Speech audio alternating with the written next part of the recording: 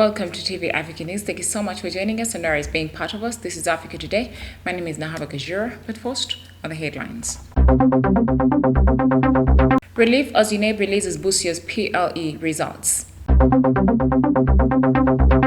Missing Bobi Wine bodyguard court-martialed for spreading harmful propaganda. The U.S. Secretary of State Anthony Blinken speaks to young people in Cairo. In our sports news today, holders will sail through to the round of 32. Once again, thank you so much for joining us. We start with one of our top stories. Now, head teachers, parents, and candidates who sat for primary leaving examinations in Busia district last year are breathing in a sigh of relief after Uganda National Examination Board released their results. Our reporter Nalugo has more on this report. By Friday, only 4 of the 117 government-aided schools in the district had their PLE results available on the UNEB portal. The rest had been blocked by the examinations body for non-payment of 30,000 shillings each of the schools. Mr. Kenneth Menya, the District Inspector of Schools, said they have received the PLE results and have already been downloaded for 104 out of the 117 schools and hope all schools will have their results ready before the close of the day. Mr. Menya said whereas the examinations body had released the results, many head teachers had not compiled to remit money for corrections and record books for candidates' performance. He also attributed the delay by the district to access the results to technical glitches at UNEB. Each school was required to pay 30,000 shillings for PLE report book and another 50,000 for each of the corrections made by the examinations body after registration of candidates, which most of the schools had not done. Mr. Gabriel Barasa Makanga, the district education officer, said they had started analyzing the results to establish the general performance, which would be made available to various stakeholders this week. Mr. Stephen Mugenyi Wasike, the district chairperson, said he was equally relieved, adding that he had received several calls from parents demanding an explanation why their children's results had not been released. He said he had looked at the results and noticed a general improvement in performance in most schools. Several head teachers were on Friday forced to flee their workstations following pressure from parents over delayed results for 7,089 candidates. Moving on, Anthony Agaba, also known as Bobi Wine Young, a bodyguard to National Unity Platform leader Robert Chagulanyi Sentamu, also known as Bobi Wine, who has been missing for several days, has been arraigned before the General Court-Martial in Machindi and remanded for allegedly spreading harmful propaganda.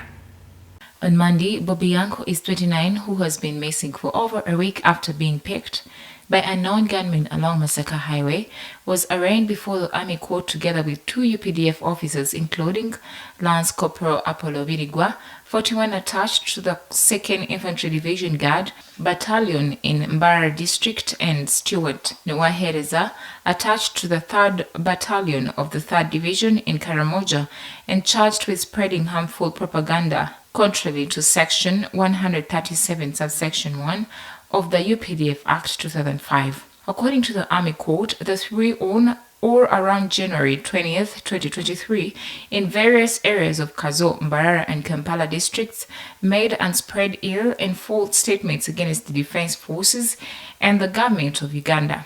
In response, the 2 UPDF officers admitted to the charges, but Bobi Young denied them. The Chagulanyi bodyguard, who was in court described as TikTok blogger, was late remanded to Chigo government prison, whereas the 2 UPDF soldiers were taken to Machindi Military Police quarter guard until February 13th, when they return for mention of their case. The trial was represented by Captain Subuga Busagwa and Betty Karugaba.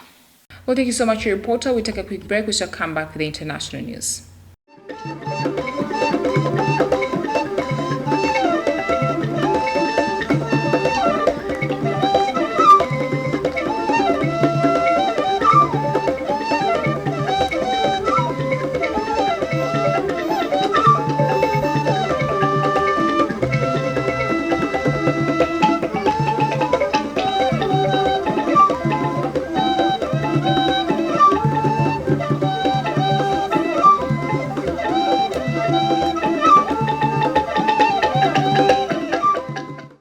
In international news, the United States Secretary of State Anthony Blinken has said that the strategic partnership between the U.S. and Egypt is of great consequence. Blinken made the comment on Sunday in Cairo, where he addressed a meeting of Egypt's youth.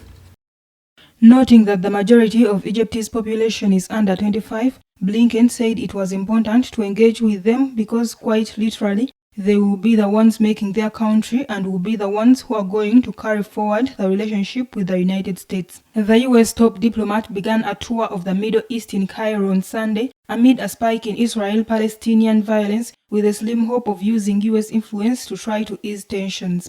Before visiting Jerusalem and Ramallah in the occupied West Bank on Monday and Tuesday, Blinken will meet with Egyptian President Abdel Fattah el-Sisi and his Foreign Minister Sameh Shoukry. The Israel-Palestinian conflict is likely to dominate the discussions between the two allies, with Egypt historically playing an intermediary role between the two protagonists. This trip, scheduled for a long time, comes in the middle of an Israel-Palestinian escalation.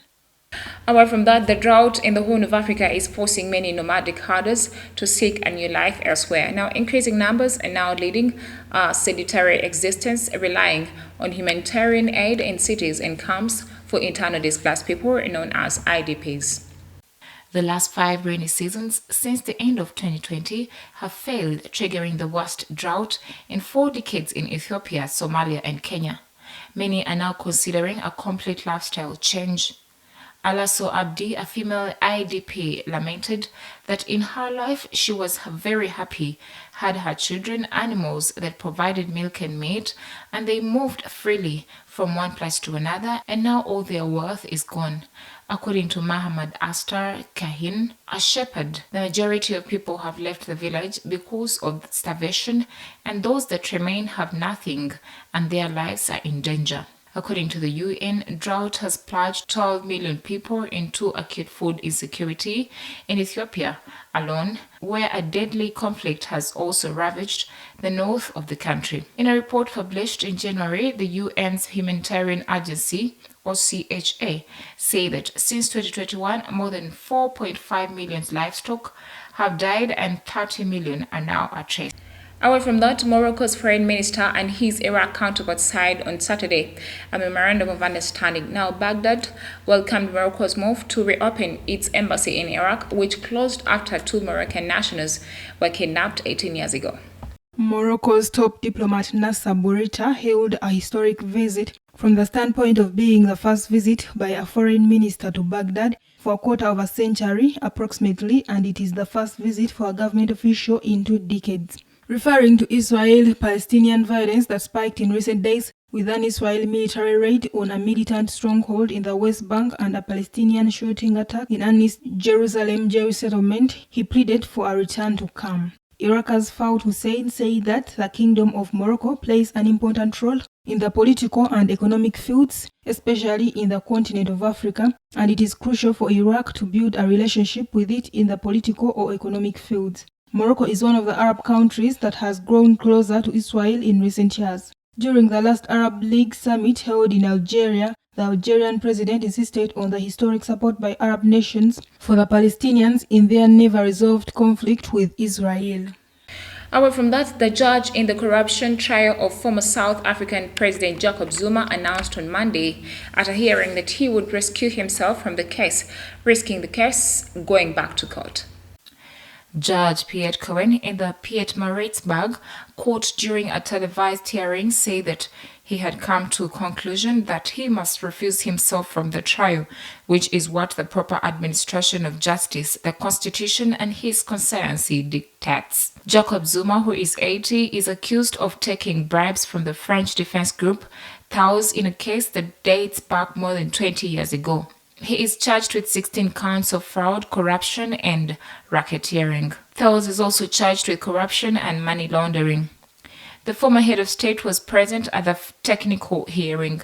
For months, Mr. Zuma has been lobbying for the recusal of the chief prosecutor in the trial, Billy Downer, whom he accuses of bias. Last year, Judge Cohen rejected this request.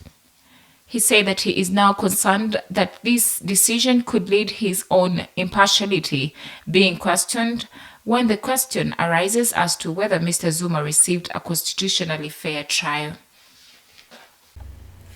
Well, thank you so much, our reporter. We take a quick break. We shall come back with business, health, and sports.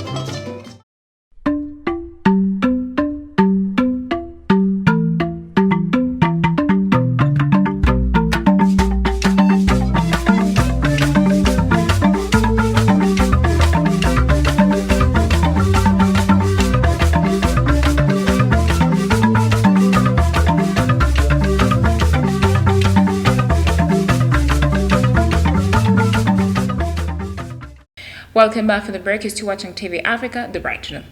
In a business news today, the U.S. ambassador to the United Nations, Linda Thomas-Greenfield, began a 2-day visit to Mozambique by planting a mangrove tree and by collecting garbage at a local beach with volunteers.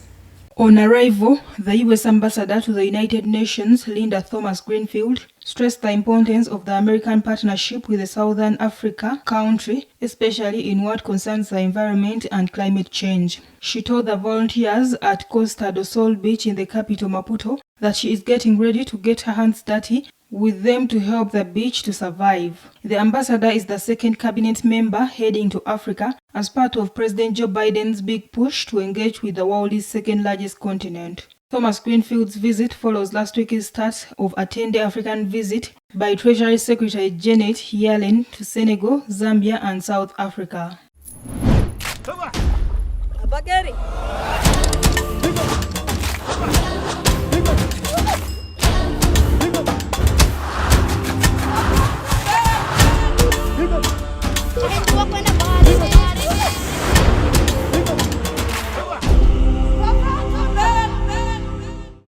In Africa Today Health, 24 Madagascans have died and tens of thousands been left homeless since a severe tropical storm made landfall last week and swallowed 4 days off the island's western coast, according to the official records. Over the week, Cyclone Chinoso has tracked southeastwards, extending damage to houses, schools and cutting off several national roads. 25 people are now known to have died and 21 others are still missing, according to an update from Madagascar's Risk Management Office. At least 83,181 people have been affected, with nearly 38,000 displaced from their homes. Cyclone Chinoso smashed into northeastern Madagascar 10 days ago, bringing heavy winds and triggering downpours that have caused extensive flooding. Chinoso, which temporarily intensified to a tropical cyclone in recent days with winds of 118 to 166 kilometers per hour, has started to lose its purely tropical characteristic, according to the Southwest Indian Ocean regional specialist meteorological center based in the French overseas island of La Réunion. Storm Chinoso made landfall on January 19th, packing winds up to 110 kilometers per hour.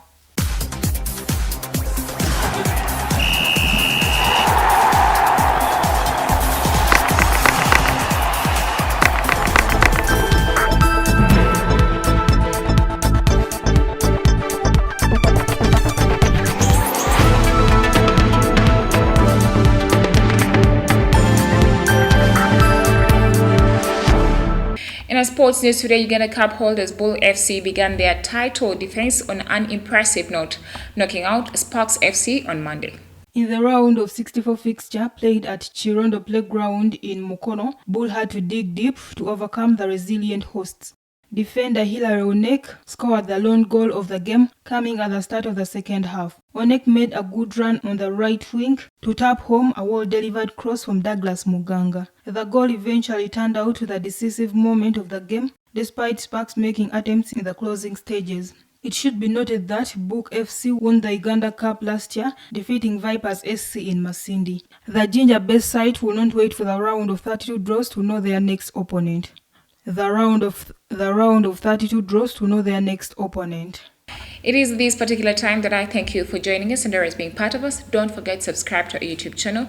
We should keep updating you. It is TV Africa, the right to know.